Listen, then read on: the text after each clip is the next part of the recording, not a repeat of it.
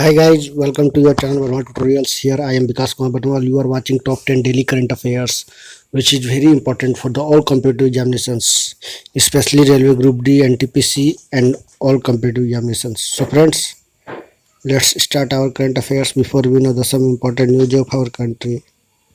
So let's see what are the important news.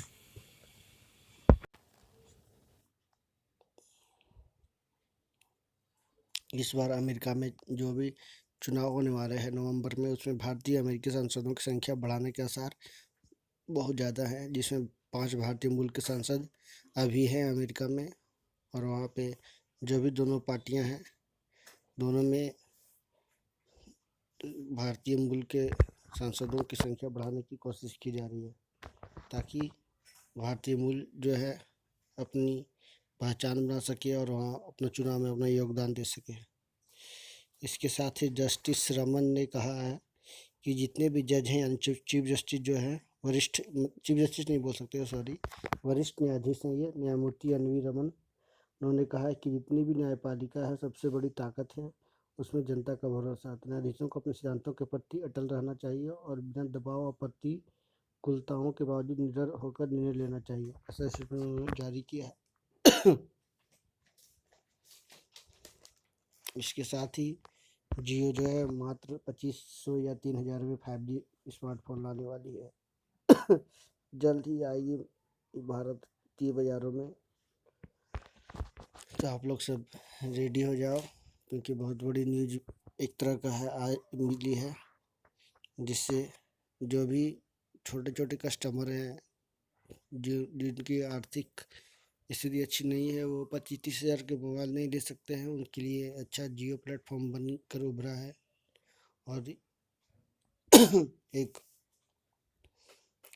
एक अनुसंधान के अनुसार जियो के लगातार कस्टमर बढ़ रहे हैं, ग्राहक बढ़ रहे हैं। वोडाफोन एयरटेल की स्थिति खराब हो रही है जियो के मामले में। ये सब बहुत बड़ी न्यूज है हम सभी के लिए, और हम सब इंतज़ार करेंगे कि इस तरह का मोबाइल फ़ोन जल्द से जल्द लोगों को के हाथों में पहुंच सके, ताकि लोग इसका फ़ायदा उठा सके। तो ये थी कुछ देश दुनिया से जुड़ी तमाम तरह की जानकारियाँ। तो उसके बाद मैं आगे बढ़ते हुए बताना चाहता हूँ कि बरवाल ट्यूटोरियल्स एक बार आप अवश्य ज्वाइन करें। बरवाल ट्यूटोरियल्स टेलीग्राम में भी आ चुका है। टेलीग्राम में भी आके आप करंट अफेयर्स की क्लास कर सकते हो, वहाँ का करंट अफेयर का PDF भी प्राप्त कर सकते हो। तो एक बार अवश्य जुड़े। This is my the request for the examination, specially railway group D NTPC।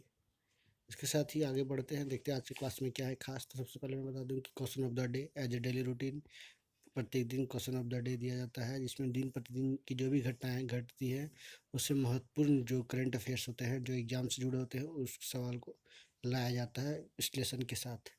उसके बाद आज का इतिहास, आज के दिन में यानी आज की तारीख में जो भी घटनाएं अतीत में घटी है, यानी टुडेस हिस्ट्री, उस पे सवाल 4 या 5 मिलते हैं, जो काफ़ी इम्पोर्टेंट होते हैं, एग्ज़ाम में आने की संभावना बहुत बनी रहती है।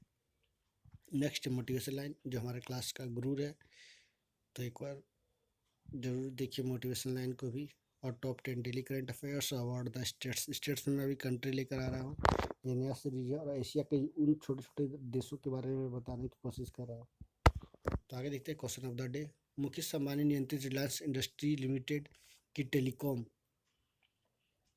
शाखा रिलायंस जियो 2500 से 3000 तक में 5G स्मार्टफोन लॉन्च करने की तैयारी कर रही है। कंपनी की नज़र देश के उन लगभग 30,000 ग्राहकों पर है जो अभी 2G का सेवा का उपयोग कर रहे हैं। कंपनी ने दूरसंचार विभाग से 5G के प्रशिक्षण के लिए स्पेक्ट्रम भी मांगा है, जिस पर सरकार अभी विचार कर रही है। तो मैंने अभी भी बताया था कि जियो जल्द ही 30 करोड़ अपने जो भी उसके कस्टमर हैं, यूजर्स हैं, उसके लिए गुड न्यूज़ लेकर आ रही है।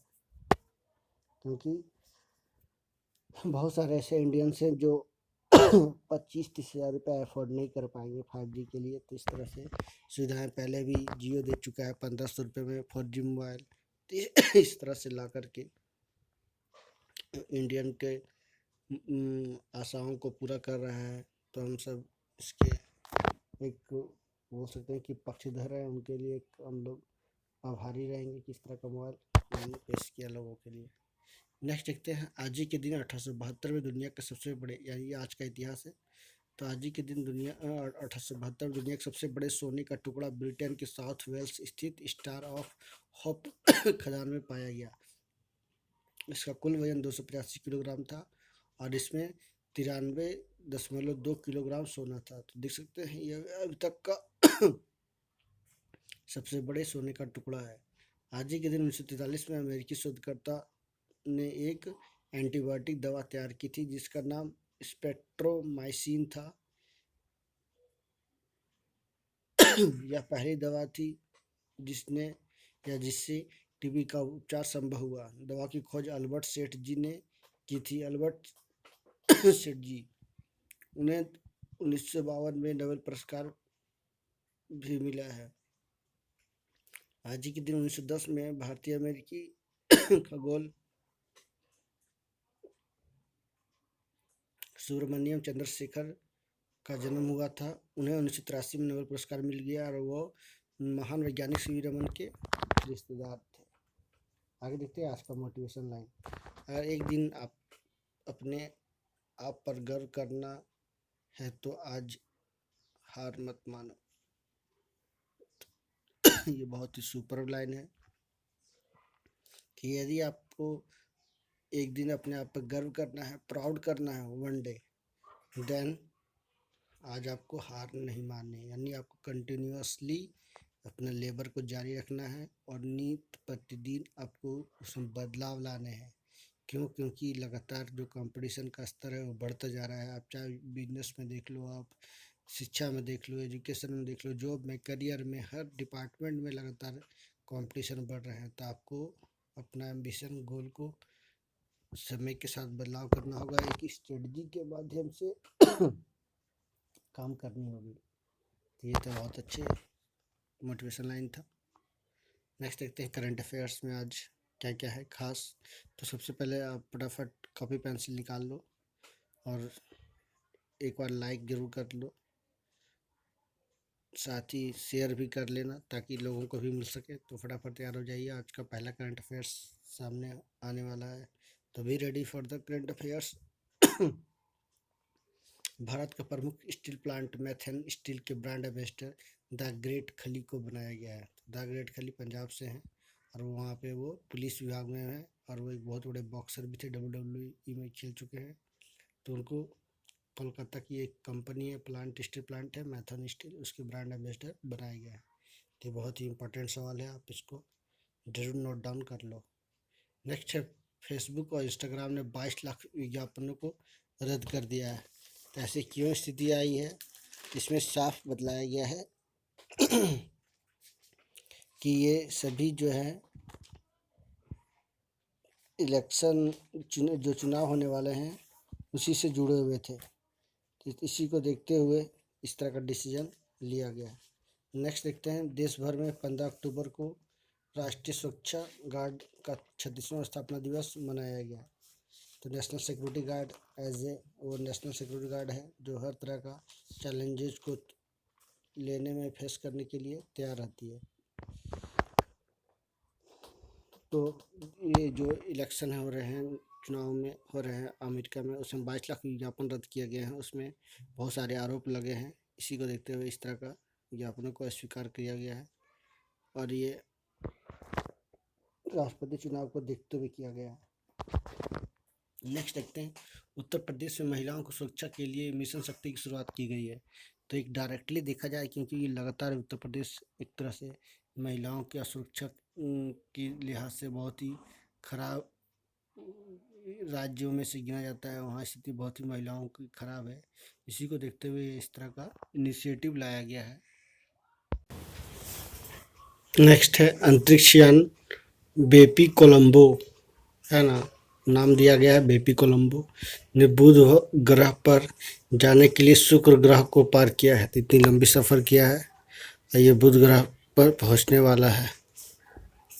नेक्स्ट देखते हैं, आरबीआई नीलामी के माध्यम से 10,000 करोड़ रुपए को एकत्रित करके राज्य विकास ऋण है ना, स्टेट डेवलपमेंट लोन खरीदने के लिए पहला ओपन मार्केट ऑपरेशन आयोजित किया गया।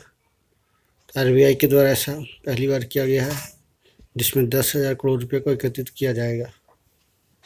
नेक्स्ट देखते हैं, जम्मू कश्मीर राज्य सरकार ने माई टाउन माई प्राइड कार्यक्रम की घोषणा की है, जिसके माध्यम से अपने जो भी उसके जो टाउन है उन्हें विशेष कार्यक्रम आयोजित किए जाएंगे और लोगों को, यंग एंटरप्रेन्योर्स को मोटिवेट किया जाएगा।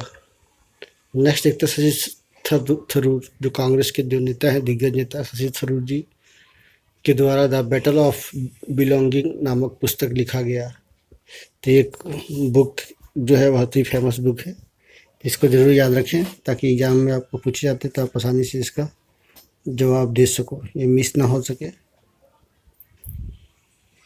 नेक्स्ट देखते हैं क्या है। नेक्स्ट आखिरी 2 सवाल।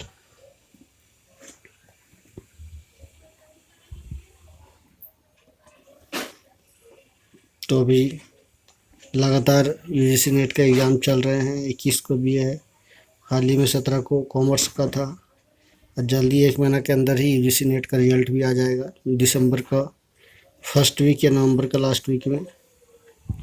नेक्स्ट देखते हैं, जापान ने 3,000 टन की बिग वेल पनडुब्बी को लॉन्च किया है, जो समुद्र की सुरक्षा दृष्टि से, सामरिक दृष्टि से बहुत ही महत्वपूर्ण है। कैसा इनिशिएटिव लाया गया है। ये एक बिग वेल नाम दी गई इस पनडुब्बी को, सबमरीन पनडुब्बी को, जो हाँ समुद्री कोस्टल एरिया को सुरक्षा बेड़े में शामिल किया जाएगा। नेक्स्ट है, ऐश्वर्या श्रीधर 80 देशों के 50,000 वाइल्ड लाइफ फोटोग्राफरों में फोटोग्राफर ऑफ द ईयर पुरस्कार जीतने वाली पहली महिला भारतीय बनी है। तो ये बहुत ही यंग है, मात्र 23 साल की करीब है और इनको पहली महिला भारतीय बनी है। ऐश्वर्या श्रीधर जो 80 देशों के 50,000 वाइल्ड लाइफ फोटोग्राफरों में फोटोग्राफर ऑफ द ईयर पुरस्कार जीती है।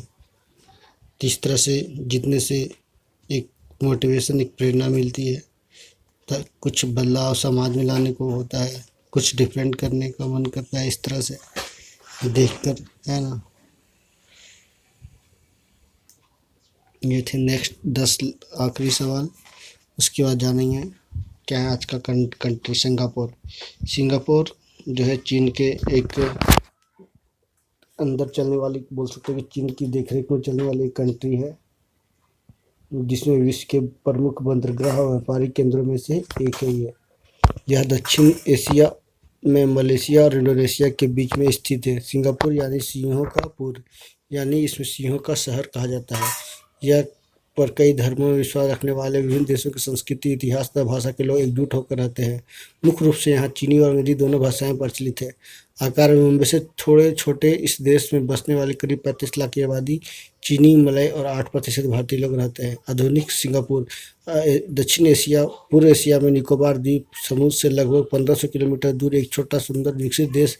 सिंगापुर पिछले 20 वर्षों से पर्यटन और व्यापार केंद्र का प्रमुख रहा है। 1809 में सर स्टीफन टुलक्स ने, जिन्हें ईस्ट इंडिया कंपनी के अधिकारी के रूप में जाना था, दिल्ली में वायसराय के द्वारा व्यापार बढ़ाने हेतु इसकी शुरुआत की थी। इसका राजधानी सिंगापुर नगर है। राजभाषाएं जो है वहाँ पे अंग्रेजी, मलय, चीनी और तमिल भाषाएं बोली जाती है। निवासी सिंगापुरी सरकार जो है संसदीय गणराज्य, राष्ट्रपति सेल्लप्पन रामनाथन जी है, प्रधानमंत्री संसद का वक्ता चीफ जस्टिस, ये सभी देख सकते हैं। प्रधानमंत्री ली सियोन लॉन्ग है और अब्दुल्ला तमपुंगी सांसद के वक्ता है। गठन इसका 29 जनवरी 1819 में किया गया और यूनाइटेड किंगडम से 31 अगस्त 1963 को स्वतंत्र हुआ। अब मलेशिया में ये विलय हुआ तो 16 सितंबर 1963 में, और मलेशिया से अलग हुआ 6 अगस्त 1965 को। क्षेत्रफल जो है लगभग 710 किलोमीटर स्क्वायर में है। जल जो है 1.44 है। जनसंख्या जो है लगभग 48,39,400 है 2008 की जनगणना के अनुसार। मानव विकास सूचकांक में दशमलव में है। दूरभाष कूट 65 स्क्वायर है। इंटरनेट TLD.SG है। तो ये थे सिंगापुर से जुड़े हुए तमाम तरह की जानकारियाँ। और मैं आपको कुछ आगे बता दूँ कि इंडिया में जो ग्लोबल हंगर इंडेक्स जारी किया गया है, जो इंडिया का रैंक 94 आया 107 देशों की सूची में। तो उससे पहले 2019 में 17 सूची में भारत का 102 था, 2017-18 में 119 देशों की सूची में 103 था। पहले एक रैंक का सुधार हुआ था, 2018 में अच्छी थी स्थिति, 2017 में 119 देशों में 100 रैंक था, तो और अच्छी थी पहले। इधर ही कुछ ज़्यादा स्थिति खराब हो गई है, 15 करोड़ लोग जो है भारतीय कुपोषण के शिकार हैं। 2016 में भी आप देख सकते हो कि 97 था, स्थिति सुधार थी। उससे पहले 2015 में भी 93 था रैंक। पाकिस्तान का स्थिति खराब था, लेकिन अब पाकिस्तान, बांग्लादेश, म्यांमार का स्थिति सुधरा है। और टॉप 17 में चीन, कुवैत, यूक्रेन, इस तरह का देश शामिल हैं। सबसे बड़ा यहाँ पे मुद्दा उठ रहा है ये कि भारत के जो सबसे बड़े राज्य हैं वो इस दिशा में काम नहीं कर रहे हैं। उनको कुपोषण को दूर करने के लिए, माल न्यूट्रिशन को दूर करने के लिए एकजुटता दिखानी होगी। तो ये था आज का सेशन, कैसा लगा ज़रूर कमेंट करके बताएं। तो नेक्स्ट क्लास के साथ मैं अलविदा लेता हूँ। मैं विकास खबरनवाल, अगले क्लास में फिर मिलूँगा। तब तक के लिए धन्यवाद। Thank you very much, and please subscribe my channel once again, because there is lot of important content to provide you for the examinations. So please subscribe my channel. Thank you.